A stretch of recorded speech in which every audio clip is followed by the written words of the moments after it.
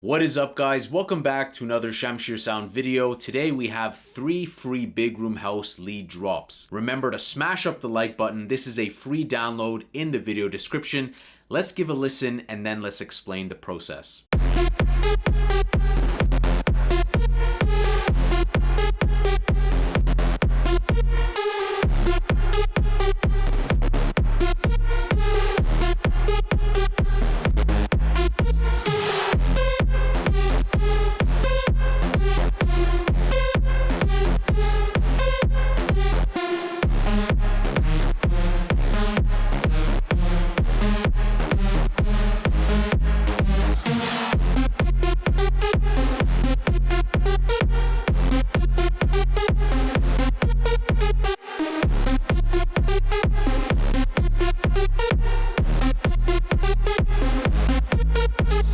So the kick is a cashmere kick in the key of F, and the kick is also copied here, and we're using the new fade out options with FL21 to fade out everything but the punch, which leaves us with the ability to make unique the original sample and pitch it down or pitch it up. So that's what I did here.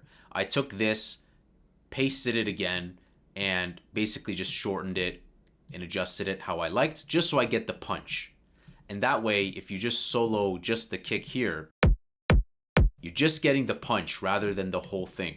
This is useful. Why? Because if you pitch this whole kick, if you were to take this, make unique, and pitch this entire thing, usually really mangles up the transient. It's gonna really radically shift the kick. And so if I wanna keep that transient, that's what we can do here, and it will save a lot of time and keep it clean. And then what I did make unique, when I made this unique, I renamed it to C sharp. I pitched it down accordingly, minus 400 cents from F to C sharp. From here, I faded in the sample. So this way gets rid of the initial transient, and then you get a combination. So then this combination will sound like this. And then done the same for D sharp.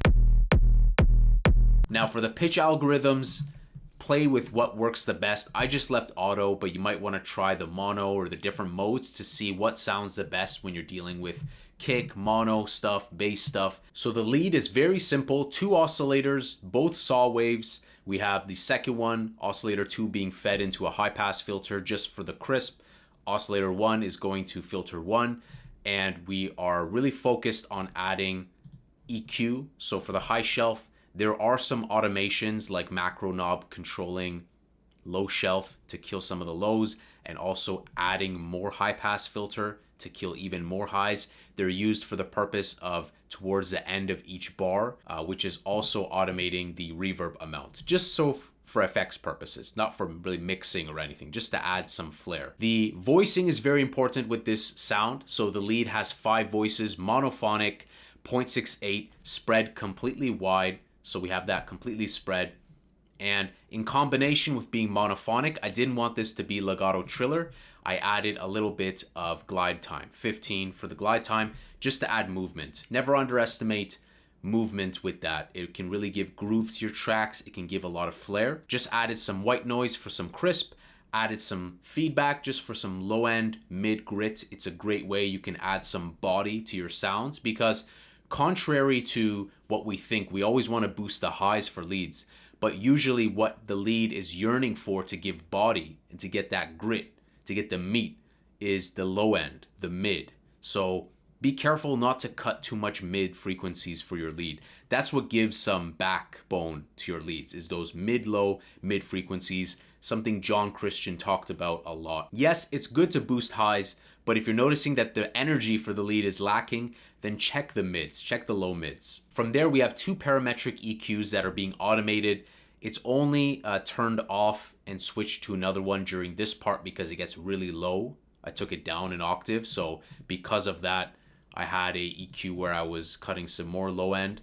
So it's really up to you what you want to do with tracks, but you can disregard these 2 and really focus on this. It's really just killing a little bit of that 110, 120 hertz, just to allow the subsonic frequencies of the kick to not be disrupted, just so it gets out of the way of the sub. All of here until here, it alternates to this one.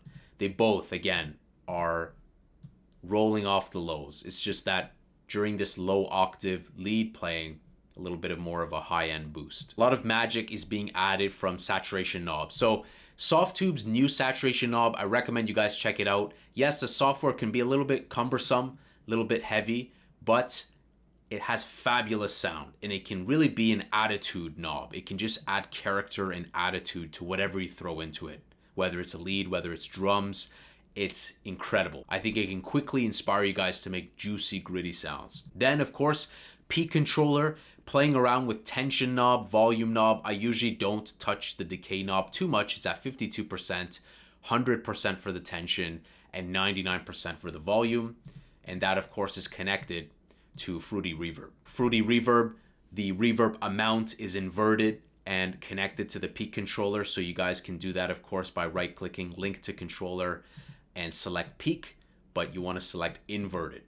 That way, whenever the sound plays, the reverb is out of the way, and then whenever the sound is not playing, the reverb is cranked up to 100%. Even when the lead is playing, there's a little bit.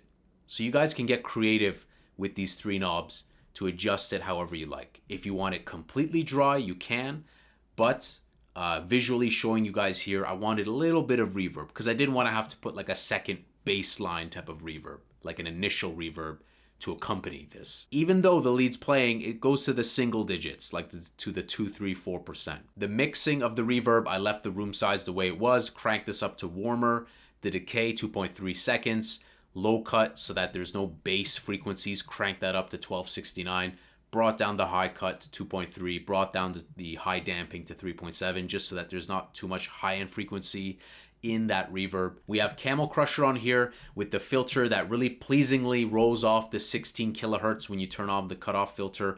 Resonance just at default, the bottom. Cranked up the compressor, which can help glue sounds together, add some nice auto gain compensation, and then brought down the volume of the master a little bit. And lastly, Fruity Soft Clipper with threshold at -3.2, just so that it wasn't superseding the kick. All in all, I think this was pretty good. Kickstart, I left default, but did use the audio mode. So the audio mode, I made a tutorial, guys. You can check out all the different modes.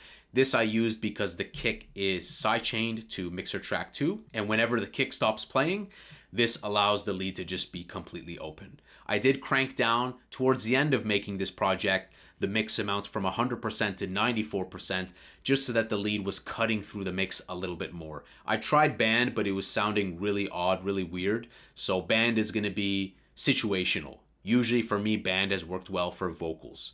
So all in all, pretty good. Let me know what you guys think about the project. Feel free to download it.